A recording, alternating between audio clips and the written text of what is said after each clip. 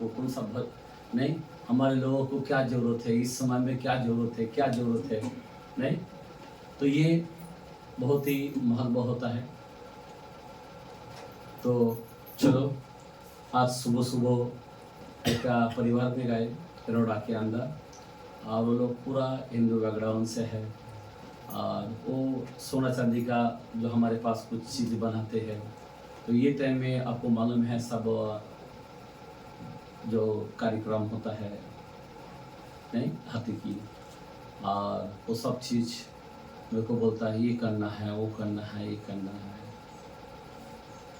तो फिर मैंने उनको वचन के द्वारे से बात करने लगा।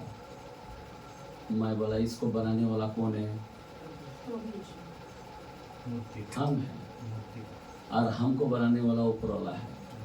इसकी आँख है, देख नहीं सकता। मैं बोला तुम अगर कैंसिल कर दिया ना, मत बनाओ, तुम्हारा पैसा वेस्ट है। वो बोला ऐसा कैसे है, तुम्हारा कमाई को देखो ना, तुम काय को नुकसान खा रहे हैं। मैं बोला हमको नुकसान नहीं, हमारे लोग नुकसान में जा रहे हैं। मैं बोला सब मूर्ति पूजा में जा रहा है। मैं बोला नहीं, प्लीज़, मैं बोला सत्य को ढूंढो, सत्य सब कुछ कर सकता है। फिर उनको वचन के द्वारे से समझाया। फिर उन्होंने बोला मेरे लिए प्रार्थना करो। फिर उसके आदमी के लिए प्रेयर किया। सब दारोडे आत्मा है उसके आंख पे, नहीं। और फिर उस औरत के अंदर बोलता 15 साल हो गया, बच्चा नहीं है, नहीं। फिर उनके लिए सब प्रेयर वगैरह किया। तो वो बोला हम लोग चर्च को आएंगे। Praise the Lord, hallelujah, hallelujah. देखो ये सब करना, मैं बोला कुछ फायदा नहीं है।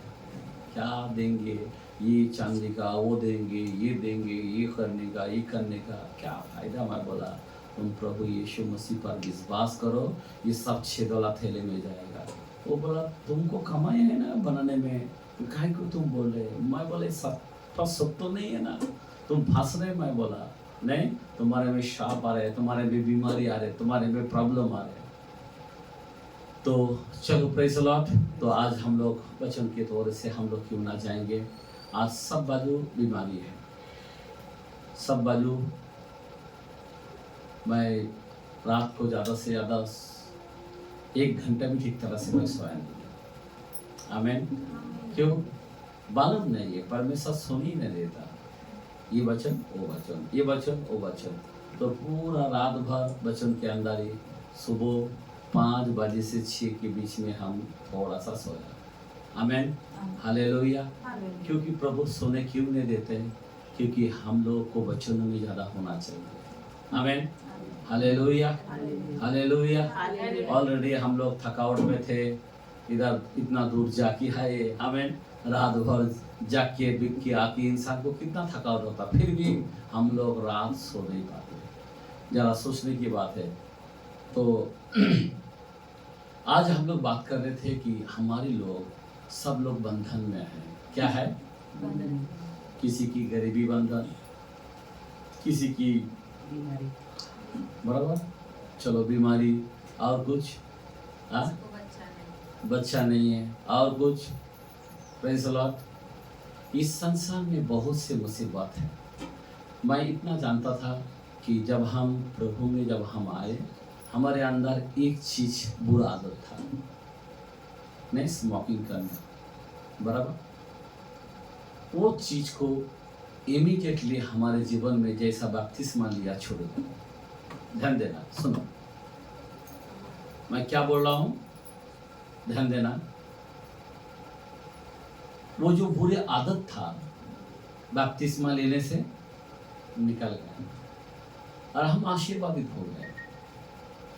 आज जो कोई प्रभु के पास आते हैं, जो भी उसकी समस्या लेके आता है, वो चंगे हो जाते, खुश हो जाते, और प्रभु यीशु मसीह को स्वीकार करता है। ध्यान देना, क्या करता है? स्वीकार करता कि हमारा उद्धार करता हमारा प्रभु। उसके बाद होता क्या? ध्यान देना, प्लीज सुनो। उसके बाद होता क्या? कोई डिस्टर्ब ना करे, एक ही बार उठ के आ जाओ, आ जाओ, हाँ, चलो बैठो, सुनो। अभी कोई गड़बड़ी नहीं चाहिए, प्लीज ध्यान देना।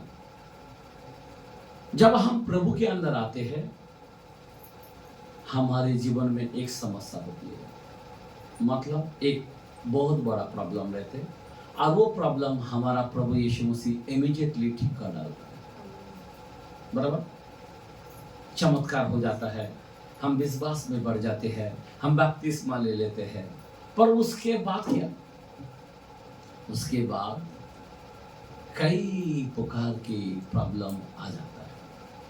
कोई लोग सोचता है कि हम प्रभु के पास आने से हमारा ये ठीक हो जाएगा, पर जब हम प्रभु में नए थे, एक समस्या थे, बुरी आदत, वो छुटकारा मिला। और जैसा हम प्रभु में आए, बपतिस्मा लिए, उसके बाद जैसा हम प्रभु में बढ़ने को गए, जैसा बोलते नहीं कि एक शैतान भागता है और उसके बाद कितना शैतान लेके आता है? 7। वैसा ही हमारे अंदर कई बीमारी आ जाता है। मैं कैराटे मैन था, बीमारी की जरूरत नहीं था, पर प्रभु में आने के बाद डायबिटीज आ गया,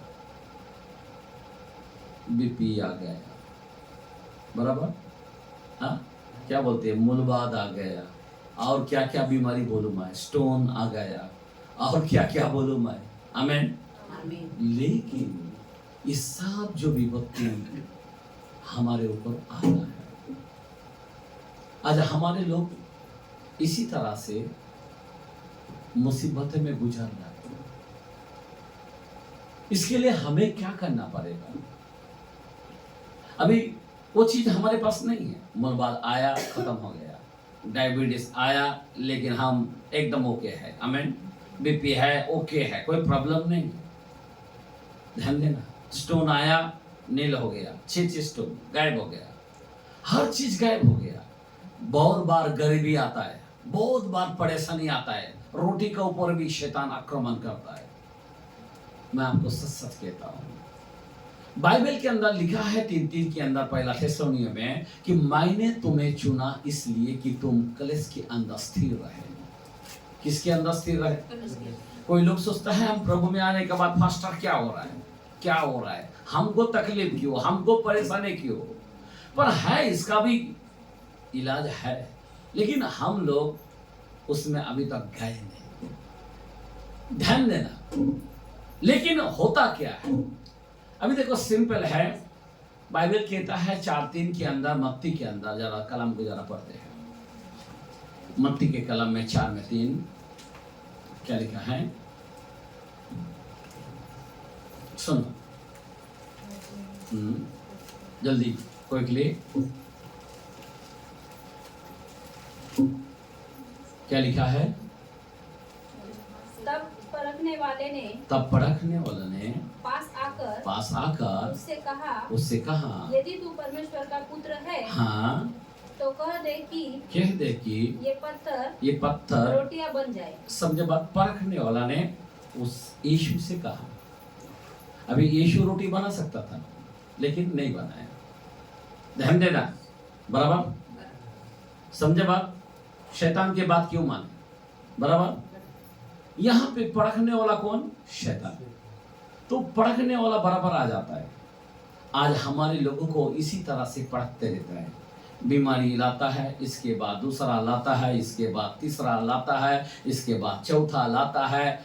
जब तक हम इस धरती पर रहते हैं, तब तक कई प्रॉब्लम प्रॉब्लम प्रॉब्लम प्रॉब्लम,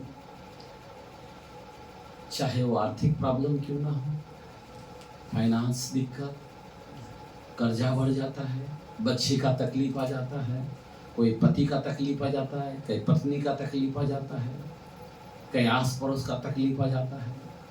मैं आपको बताना चाहता हूँ, यहाँ तक हम 5, 11, 12 उसी मत्ती के कलाम में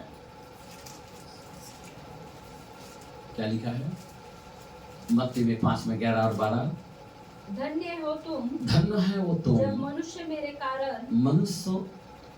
कारण तुम्हारी निंदा करे। किसके कारण? यीशु के कारण तुमको निंदा करेगी। आगे, और सताए और झूठ बोल कर तुम्हारे विरोध में सब प्रकार की बुरी बात कहे। हाँ, आगे, तब आनंदित और मगन होना, क्योंकि तुम्हारे लिए स्वर्ग में बड़ा फल है। आइए हम लोग ताली मारेंगे, हालेलुया। यहाँ तक कि आस पड़ोस वाला या तुम्हारे कलीसिया में तुम्हारे पीछे लग जाएगा, या तुम्हारे परिवार में तुम्हारे औलाद तुम्हारे पीछे लग जाएगा, या तुम्हारे पत्नी तुम्हारे पति के पीछे लग जाएगा, या पति अपने पत्नी के पीछे लग जाएगा, आपके बच्चे या आपके बहू आपके पीछे लग जाएगा। मैं आपको बताना चाहता हूं ये सब पीड़ा है, लेकिन स्वर्ग में बहुत बड़ा फल है जो उसको आनंद में रहता है, सब बातें को सहन करते हुए प्रभु के आनंद में रहता है कि प्रभु मेरे को आशीष देगा। आमीन।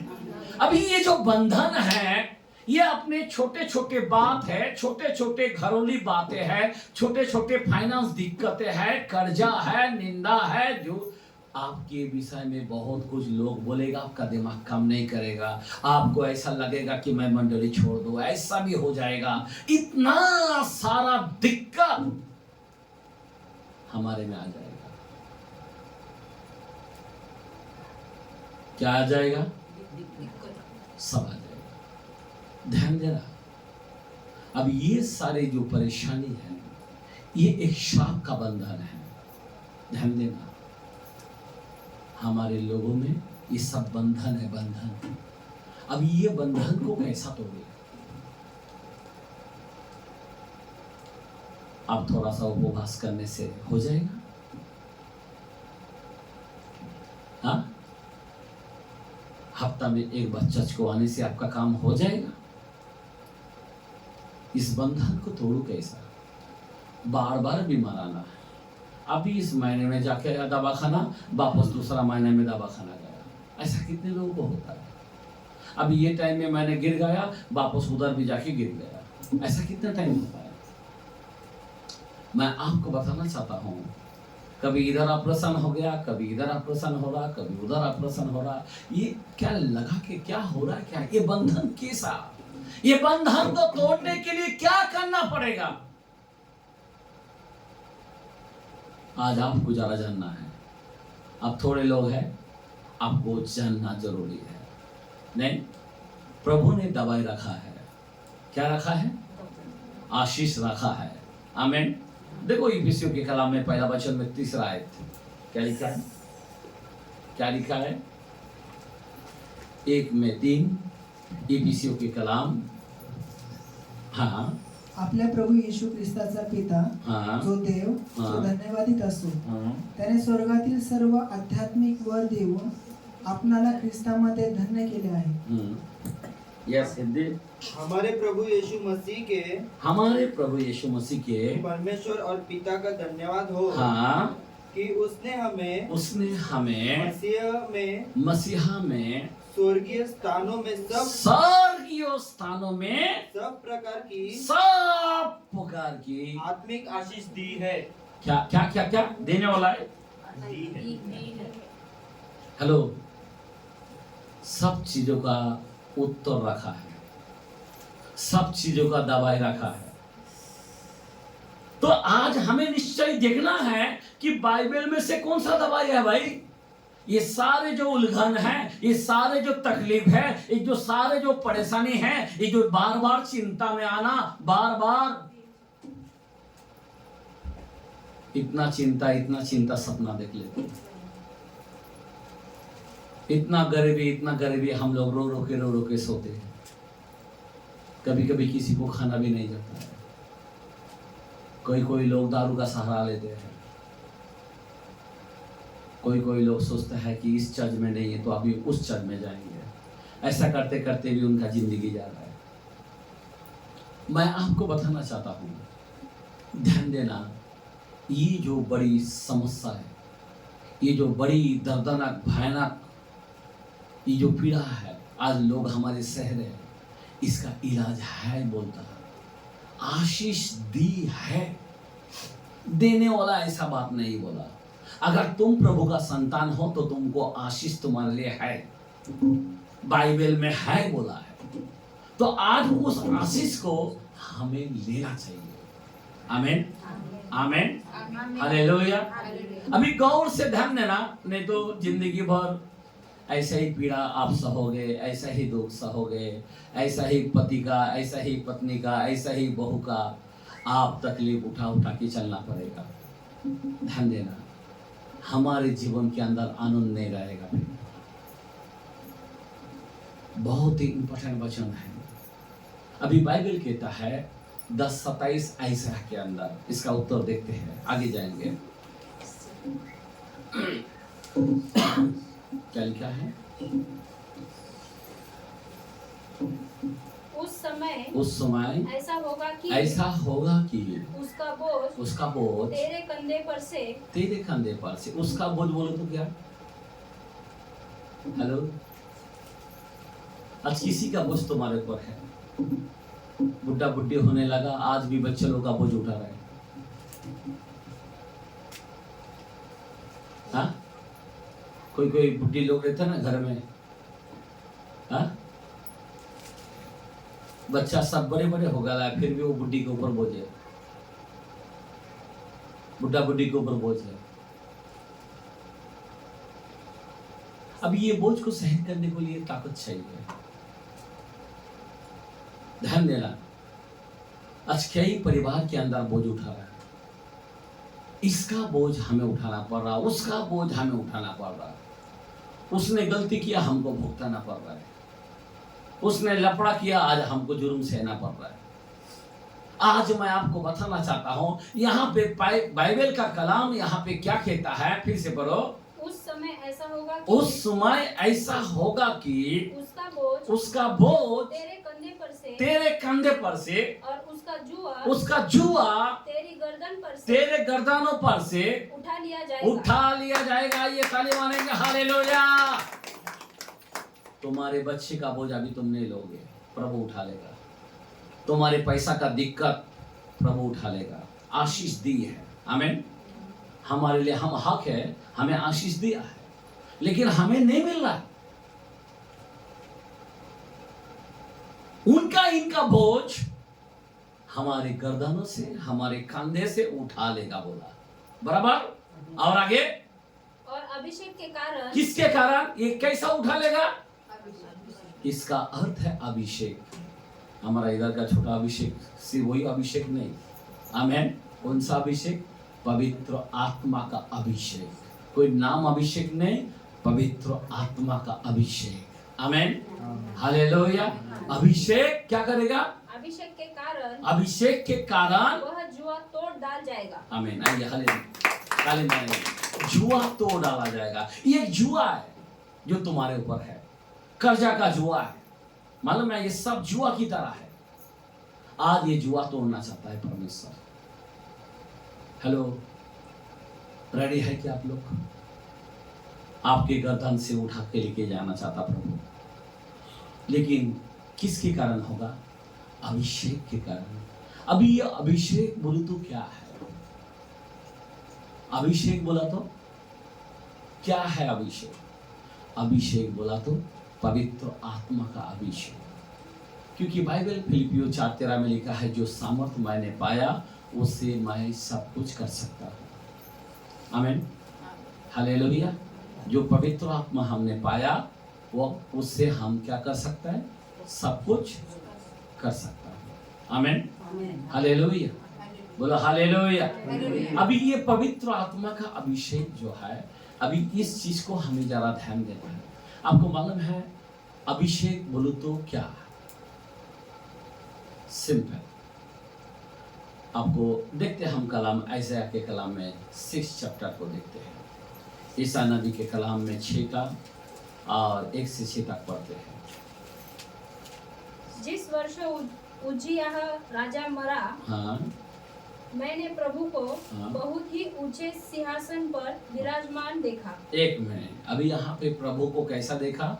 बड़े ऊंचे स्थान पर देखा, आमीन। हम लोग गाना गाते हैं ना, यशाया ने देखा प्रभु को ऊंचाई पर, वैसा ही यूहन्ना ने देखा प्रभु को ताकतों पर। यशाया ने देखा, यूहन्ना ने देखा पवित्र, अति पवित्र। वैसा ही ये ईसाया ने देख लिया। हाँ, आगे। और उसके वस्त्र के घेर, हाँ, घेर से मंदिर भर गया। मंदिर भर गया। आमीन। आगे। उसके ऊंचे पर साराप दिखाई दिए। क्या दिखाई दिया? जो फरिश्ते के नाम है शाराप। हेलो, कौन सा फरिश्ते? जिसके पंख है, मालूम है? 6 पंख।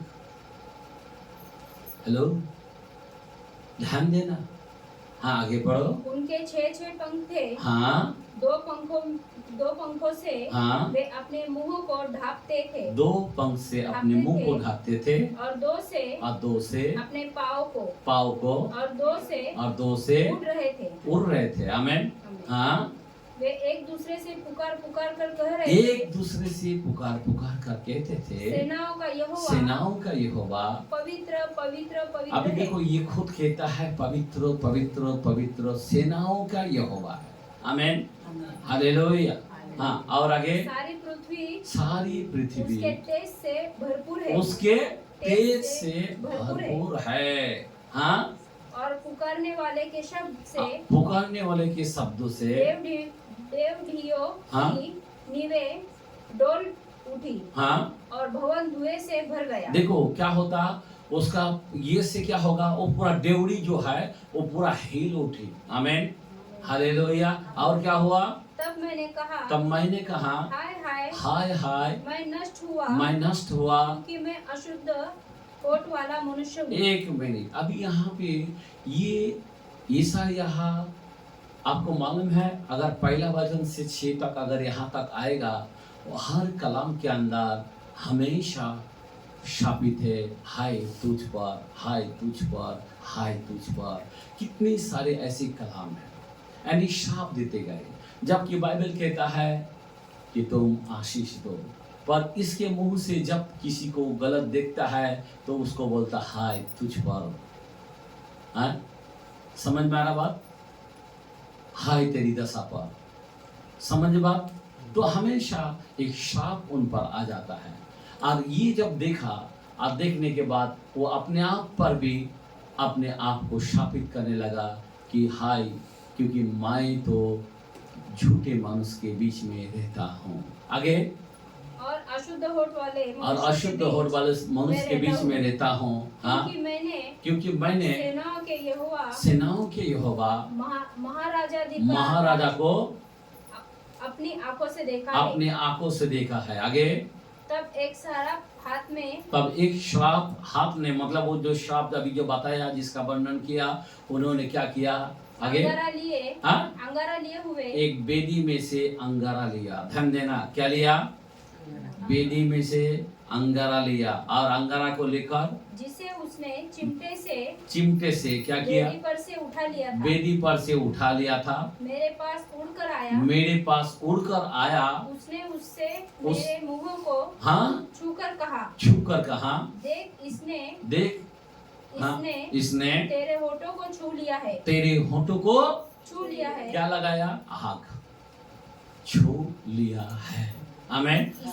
हाँ, इसीलिए तेरा अधर्म दूर हो गया और तेरे पाप क्षमा हो गया। आमीन। अबे हमारा अधर्म कैसा दूर हो गया, हमारा क्षमा कैसा हो गया? इससे हम जानते हैं कि जब हमारे होठों को छूता है, जब हमारे जीभ को छूता है। आज बहुत से लोगों को मैं प्रार्थना करने को बोलता हूँ तो सिर्फ शरीर से प्रार्थना करता है। किससे प्रार्थना करता है?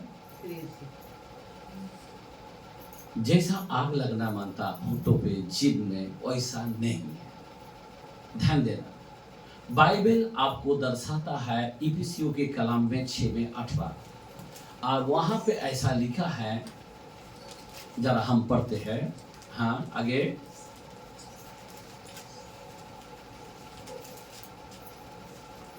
क्या लिखा है?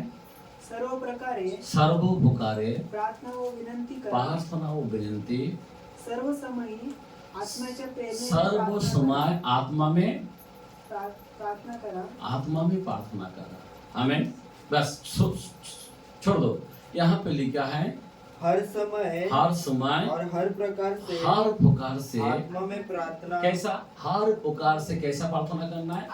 आत्मा में क्या करना। अभी शरीर की प्रार्थना अलग है, राशन के दुकान की तरह होता है, लेकिन आत्मा की प्रार्थना अलग होती है। कैसा प्रार्थना करना चाहिए? आत्मा में प्रार्थना करना चाहिए।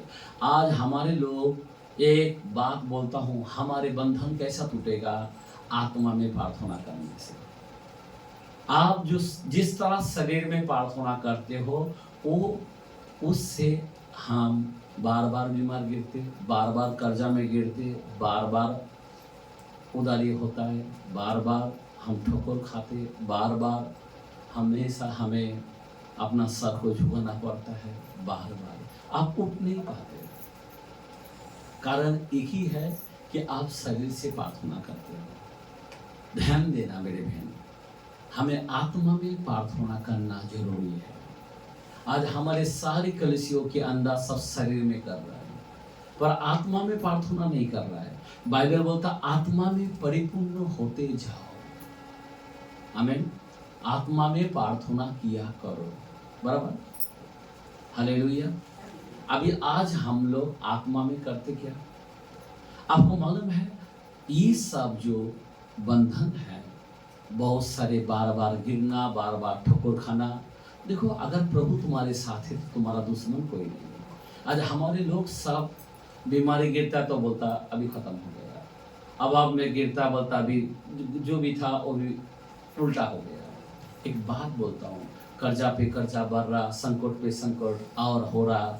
ये सब विपत्ति का कारण क्या है? हम लोग आज तक आत्मा में प्रार्थना ना करने के कारण है। कैसा? किसके कारण? आत्मा में प्रार्थना ना करने के कारण हम लोग आत्मा में नहीं करते। जब हम बोलते आत्मा में चलो, आत्मा में गाओ, हम लोग नहीं करते। अभी ध्यान दो, सबसे पहली बात, आत्मा हमारे लिए जरूरी होता है।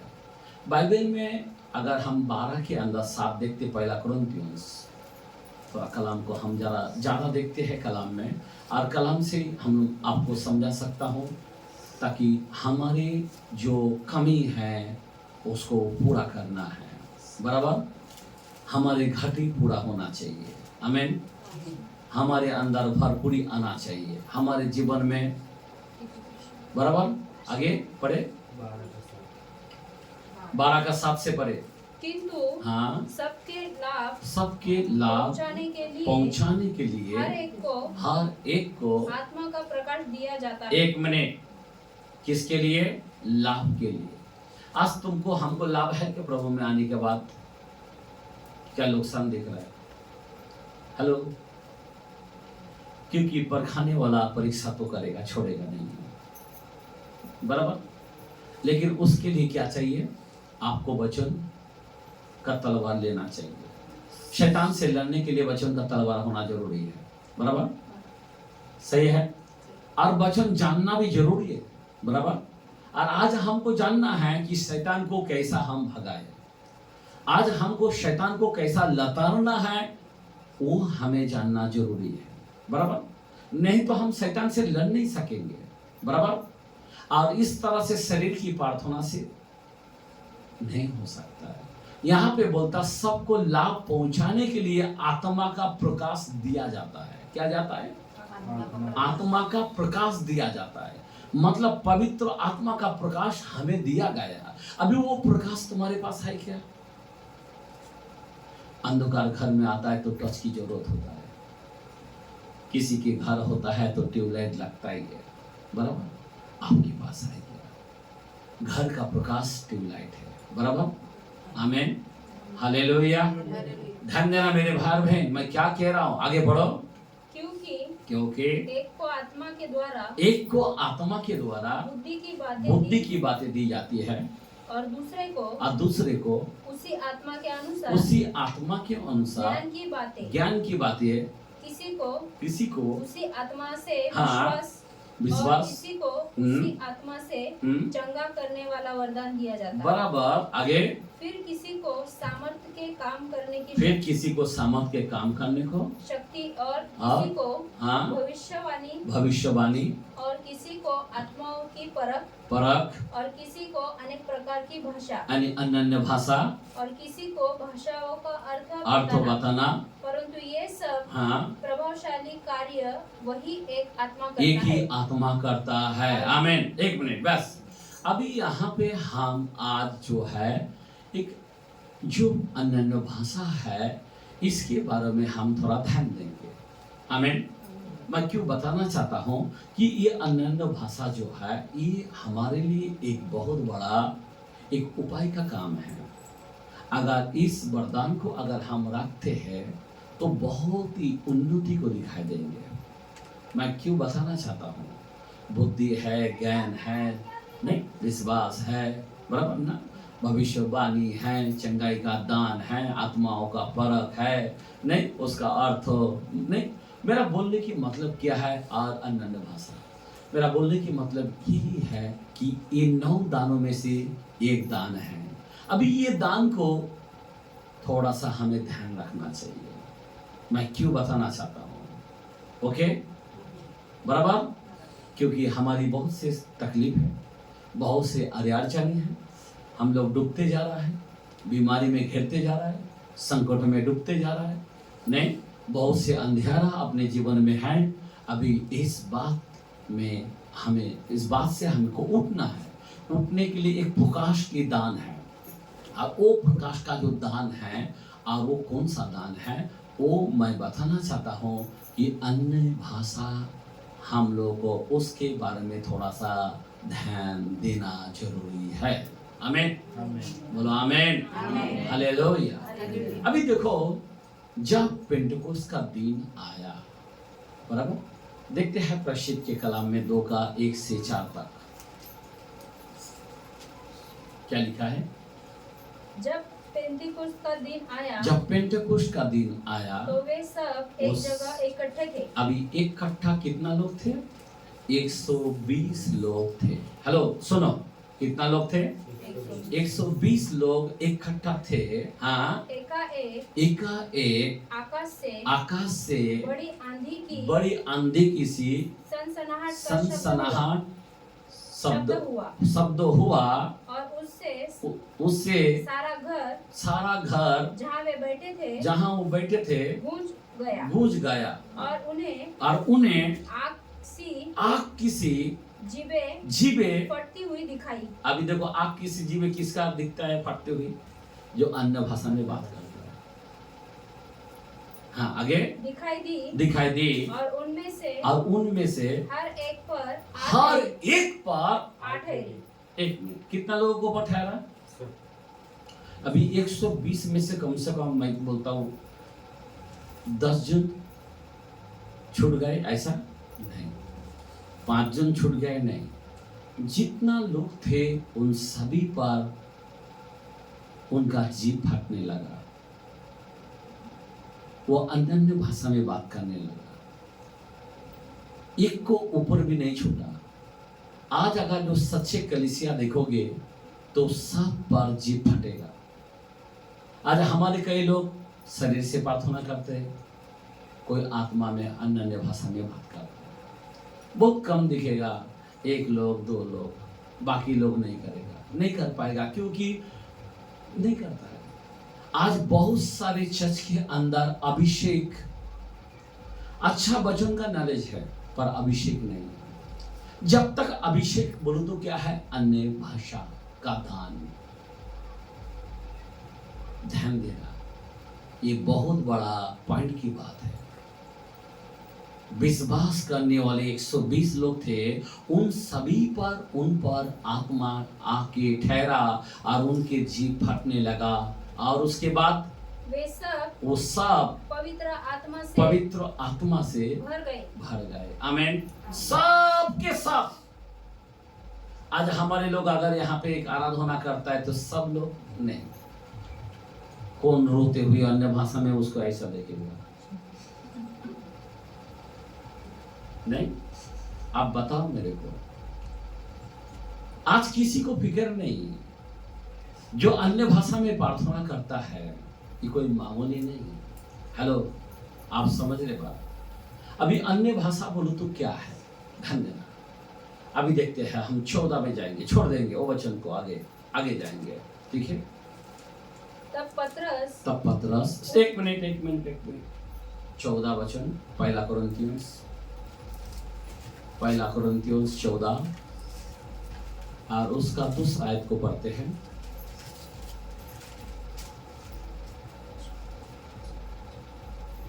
हाँ, पहला कुरिन्थियोस 14 का दूसरा आयत। मैं परमेश्वर का धन्यवाद करता हूँ कि क्रिस्पुस और गयुस को, क्योंकि जो अन्य भाषा में बातें करता है। एक मिनट सुनो, जो अन्य भाषा में बातें, मैं 14 का दूसरा आयत बोला, पहला कुरिन्थियोस, ओके सुनो, हाँ पढ़ो। क्योंकि जो अन्य भाषा में बातें करता है, क्योंकि जो अन्य भाषा में जो बातें करता है, वो मनुष्य से नहीं, वो किससे नहीं?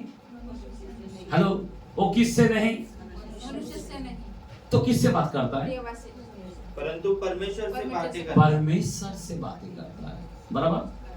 और आगे, इसलिए कि उसकी बातें कोई नहीं समझता है। ध्यान देना, अभी अलग अलग बातें, लैंग्वेज जो अलग है, वो बात अलग है, लेकिन जो परमेश्वर से जो बातें करता है वो बात कोई नहीं जानता। कोई लोग जो शैतान का मेंबर है ना, वो बोलेगा है ऐसा है क्या, वैसा है क्या, ये उल्टा पलटा सिखाता है, पर हम लोग को उसके ऊपर ध्यान नहीं देना।